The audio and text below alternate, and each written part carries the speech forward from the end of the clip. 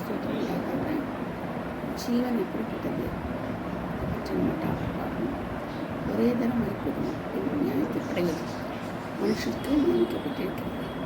எபிரேயர் 9:27 14:10 2 Corinthians 5:19 சொல்லிச்சு. ஆவியை விடாதிருக்கிறதுக்கு ஆவியின் மேல் ஒரு மனுஷனுக்கும் அதிகாரம் இல்லை. மரண நாளின் மேலும் அவனுக்கு அதிகாரம் இல்லை. அந்த போருக்கு நீங்கள் போவதும் இல்லை. துன்மார்க்கம் விடுவிக்க மாட்டாதே. பாருங்க, என்ன சொல்லப்பட்டது? ஜீவன் எப்படிப்பட்டன அதிகாரத்துக்கு உட்பட்டது. யாருக்குமே மனத்திறமை அதிகாரம் இல்லை. துன்மார்க்கம் விடுவிக்க மாட்டாங்க. 8:8 சொல்லப்பட்டிருக்குது. 8:8 ஞானத்தனமாக சொல்லப்பட்டது. அடுத்தது அது மச்சங்கள் மீதும் கொடிய வேலையின் ஆகப்படுவது போல குருவிகள் கண்ணியை பிடிப்பது போல சுடதிகள் ஆபத்தில் ஆக்கப்படுவார்கள். வசைகள் 9:12 அது நிலையற்றது. சங்கீதம் 89:47 அது சேர்க்கக்கூடாதபடிக்கு தரையிலே சுவர்கள் தண்ணீரை போல் இருக்கிறது. அது பார்த்தீங்கன்னா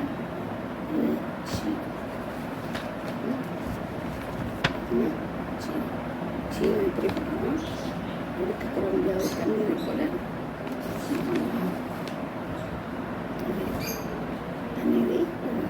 தரையிலே சுவர்கள் தண்ணீரை போடுகிறது. சாமி 14:14 வெள்ளம் போல் வாரிக்கொண்டு போகப்படுகிறது.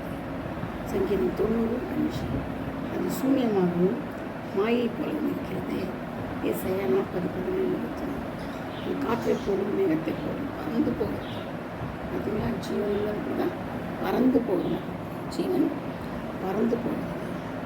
அது மாயையும் லேசாக இருக்கிறது. அது காற்றை போலும் மேகத்தை போலும் பறந்து போகிறது. 7:9 அது மாயிலும் லேசாக இருக்கிறது. 9:49 அது புள்ளை போலவும் புள்ளின் புள்ளை போலவும் உள்ளது. உதிர்ந்து போகிறது. 1 பேதுரு 1:24 யாக்கோபு 1:10-11 அது காலையில் முளைத்து பூத்து மாலையில் போய் பொழுது. ஜீவன்லாம் எப்படி இருக்குது? சங்கீதம் 90:14 அது எய்கிறவன் அறிகிற நாளாக தீவிரமாக இருக்குது.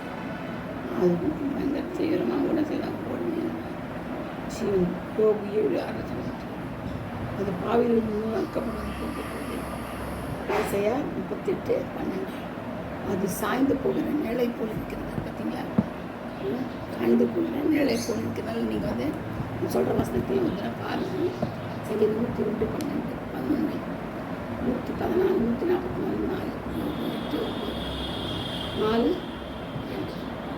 அது கொஞ்சம் காலம் தோன்றி பின்பு தோன்றாமல் போகிற புகையை போல் இருக்கிறது. யாக்கோபு 4:14 அது ஒத்திருக்கிறது. அது சுப்பனத்தை போல் தோன்றுகிறது. சுப்பனத்தை போல் உருந்து போகிறது. சங்கீதம் 28:20 அது நேற்றுடைய போல் நேர்ந்து போகிறது.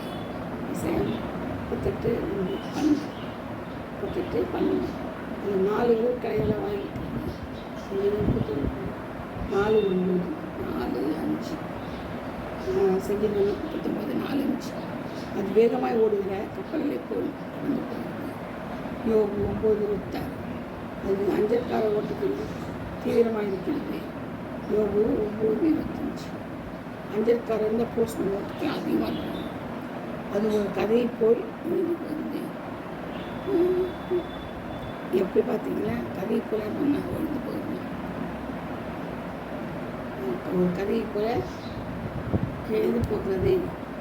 சங்கீதம் 90:10 அது இறையின் மேல் பாய்கிற கழுவி போல் கடந்து போகிறது. யோபு 9:26 இந்த காரியங்கள்லாம் ஜீவனை பற்றி சொல்லப்பட்டு ஜீவனை பற்றி சொல்லப்பட்டிருக்கு. எனக்கு தெரியும். ஏன்னா இப்படிலாம் இருக்குதான் இருக்குது. அதை என்ன பண்ண முடியாது, யாராலும் பிடிச்சி வைக்க முடியாது. கற்றுக்கு மட்டும்தான் ஜீவன் சொல்கிறோம். ஜீவன் கற்றுவே காத்துக்கிறது நம்ம முக்கியமானது. தமது வார்த்தைகளை ஆசீர்வதிப்பாராக, பாதுகாப்பாராக. ஏலியா